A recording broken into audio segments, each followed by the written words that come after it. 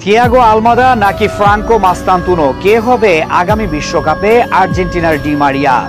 একদিকে থিয়াগো আলমাদার মতো creative forward, অন্যদিকে মাস্তান্তুনোর মতো প্রমিজিং ইয়াংস্টার। কিন্তু ডি মারিয়ার জায়গা নেওয়া সহজ কোনো ব্যাপার নয়। আর্জেন্টিনার স্কোয়াডে গত 20 বছর সবচেয়ে বেশি প্রভাব যারা রেখেছেন তাদের মাঝে ডি মারিয়া অন্যতম।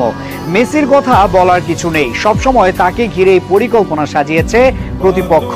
কিন্তু ডি মারিয়া ছিলেন আনসাং হিরো, যাকে নিয়ে আলোচনা হতো না।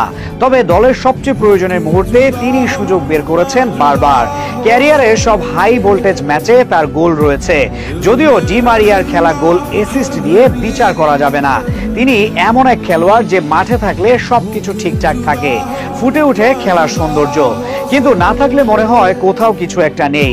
সেটা বিশ্বকাপ ফাইনালেও দেখা গেছে। 70 মিনিট পর্যন্ত ডি মারিয়া ছিলেন, তখন খেলার পুরো নিয়ন্ত্রণ ছিল আর্জেন্টিনার হাতে। পরিকল্পিত আক্রমণে পুরোটা সময় ডমিনেট করেছে আর্জেন্টিনা। কিন্তু ডি মারিয়াকে বদলি করার পরের দৃশ্যটা পাল্টে গিয়েছিল। দ্রুত 2 গোল করে ম্যাচে ফিরেছিল ফ্রান্স, এমনকি শিরোপা জেতারও কাছাকাছি চলে গিয়েছিল। সামনে আরো একটি বিশ্বকাপ চলে এসেছে, কিন্তু ডি মারিয়া এখন আর নেই। জাতীয় দল থেকে অবসর নিয়েছেন।